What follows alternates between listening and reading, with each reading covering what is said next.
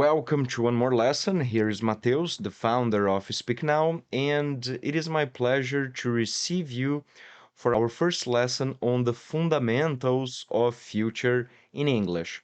Today, let's get familiar with will, how to use it and when to use it. Let's begin, guys, by identifying the different possibilities that we can use will. The first one is for future prediction without evidence. This means, guys, that I am doing a prediction about the future, so I am thinking that something will happen, but I do not necessarily know. I do not have objective, factual information to make a conclusion. I just think, right? I'm just doing a prediction. I think it will rain, but I don't know. Other example is I am sure we will enjoy the party. I am sure we will enjoy the parties. I really don't know, but I hope that we will enjoy the party. So we use will to make predictions about the future without necessarily knowing in advance if that will happen in fact. The second possibility, the second use of will is to mean want to or be willing to. I hope you will come to my party. So I hope you will come to my party means that I want you to come to my party, right? I would like you to do that. And George says he will help us. So George says he will help us. He is willing, he is open to this possibility of helping us. The third case, the third use of will is to make offer or promises. So we can say, I will help you with your homework. I am making a promise to you that I will help you with this activity. Tomorrow I will drop by, I promise. So tomorrow I will appear there. I promise that I will do that. So we can see the third possibility of will, this idea of a promise. And then lastly, we have to make spontaneous decisions.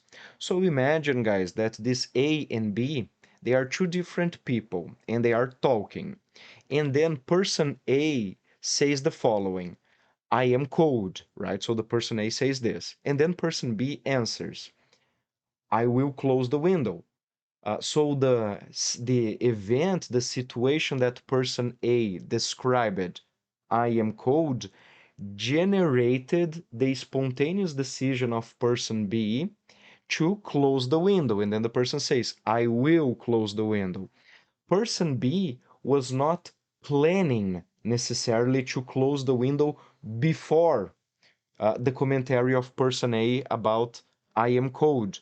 But this commentary caused person B to take the decision to close the window. So that was a spontaneous decision. And then the second case to illustrate that, we are without bread. And this is what person A says. And then person B answers, really? I will buy some. So you see, in these two cases, I am cold. The person A says, I'm cold. And then the other says, I will close the window. Spontaneous decision. The next one, the next example, the person A said, we are without bread. The ingredient, the principal ingredient to make a sandwich, bread. Person A says, we are without bread. And then person B says, okay, I will buy some. So the commentary of person A caused person B to take this decision. So it's a spontaneous decision. As we progress in our course, you will see why this is important and why there is this difference. Because when we get to going to, we will see that things change a little bit, right? But with will, we use will to talk about instantaneous decisions that we took in that specific moment. All right, guys? So these are the four uses of will: to make predictions about the future without evidence, to mean want to or willing to make offers and promises, and to make spontaneous decision. These are the four uses. Now, let's talk a little bit about the form, how to use it. So we have the subject, right? The subject is fundamentally I, you, he, she, it, we, and they. These are the subject pronouns of English. And then we have the modal verb will, as you can see here.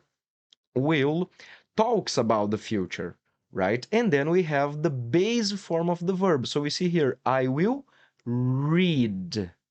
I will watch a movie. I will study philosophy. All right, guys? So these are the different uses of will, and this is how we use it. This is the formula for will. Subject, will, and the verb. So guys, for this lesson, this is it. I hope you enjoy it, and we see each other on our next lesson. See you then!